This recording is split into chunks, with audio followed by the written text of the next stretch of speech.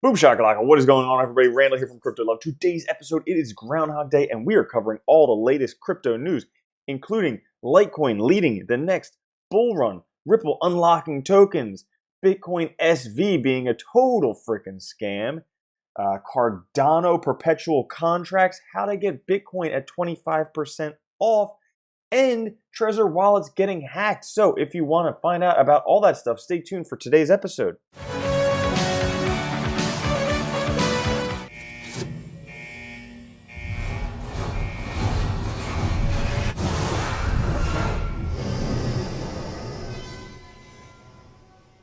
All right, guys, happy Groundhog Day, one of my favorite holidays, just because I love watching that movie with Bill Murray, Groundhog Day. It's like an annual tradition for me. Such a great movie.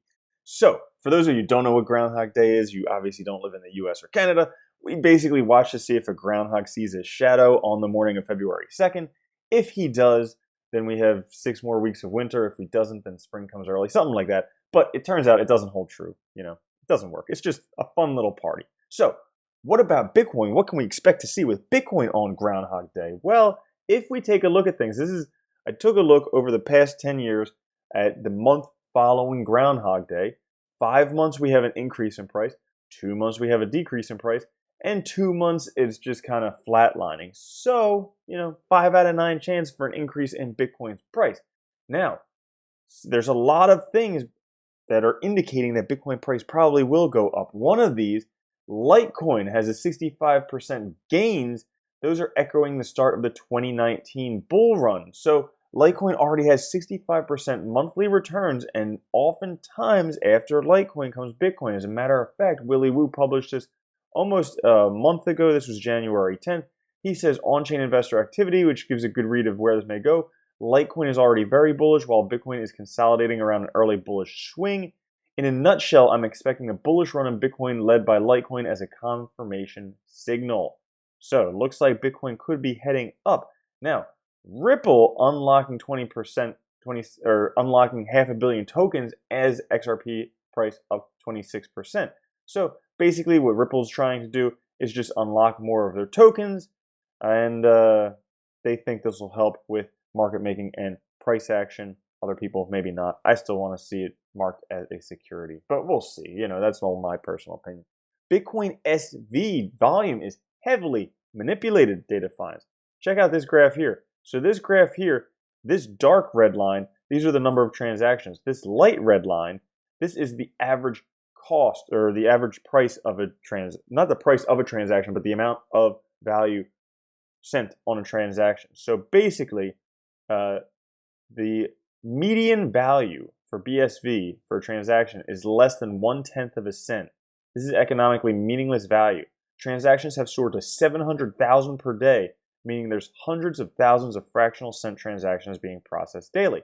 Now that's particularly funny, continuing, there's only 40,000 active BSV wallet addresses. So there's 40,000 addresses, there's 700,000 transactions per day, each one for 1/10 of a cent. So obviously, Craig Wright just trying to make everyone believe that Bitcoin SV is meaningful, worthwhile, while it's just a big scam. Hoskinson coming out saying that Cardano will become the most decentralized cryptocurrency in the world. He believes that the upcoming hard fork consisting of an implementation of Ouroboros Byzantine fault-tolerant consensus protocol will be seamless and easy. Following the hard fork, the protocol will undergo a series of additional upgrades, which should eventually turn Cardano into the most decentralized cryptocurrency in the world. But that's not all that's going on for Cardano. As a matter of fact, Binance just launched perpetual futures contracts for Cardano and for a number of other coins, including right down here, Bitcoin USDT, ETH USDT, Bcash USDT, XRP USDT, EOS USDT, Litecoin, Tron, ETH Classic, Chainlink, and Stellar. So all of those, you can look for many more perpetual future contracts on Binance if you want to trade futures. However, margin trading is risky.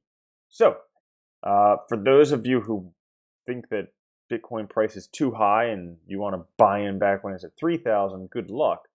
But there is a chance coming up where you can get 25% off for people staking CRO, which is a crypto.com token. All right, so I'll post this link down in the comments. But basically what you can do is you can stake CRO tokens, and then depending upon how many you stake, you're eligible to receive up to that much Bitcoin at 25% off. And this is how the math actually works if you scroll down here. So basically the amount that you contribute divided by the amount contributed by everybody times the $200,000 in Bitcoin tells how much you get at 25% off. So instead of paying $9,500 for Bitcoin, you would only be paying $7,000 some dollars for Bitcoin. Pretty exciting. This article here is something interesting because I like to read books, and it turns out I did not read a single book listed on the books recommended by crypto thought leaders. For you guys who like to read books, you may want to check some of these out. So, The Man Who Solved the Market, How Jim Simons Launched the Quant Revolution. This was recommended by Gregory Kumov, Stasis founder. Origin of the Species, recommended by McAfee. Go figure, right? Bitcoin Billionaires, recommended by the Bitcoin billionaires themselves, Tyler and Cameron Winklevoss. The Cathedral, The Bazaar, Musings on Linux and Open Source. This was recommended by Paulo Ardoino, Bitfinex's chief tech officer. And then the man himself, CZ, recommended Blitzscaling, the lightning fast path to building massively valuable companies, which he obviously did. And also The Advantage by Patrick Lencioni. Those are two books recommended by CZ. So I have not read any of them, but if you want to check them out, definitely go ahead and let me know what you think. Lastly, guys, Kraken hacks Trezor's Bitcoin wallet in just 15 minutes. That's right. The Trezor wallet, both the Trezor 1 and the Trezor Model T, were hacked in just 15 minutes by Kraken Security Labs. Now, how did they do this? Well, they basically used voltage glitching to extract the encrypted seed. So they needed access to the device for about 15 minutes. They ran voltages across there, and then the device spit out the secret key. So not very secure in terms of wallets. The attack itself takes advantage of inherent flaws within the microcontroller used by the Trezor wallet.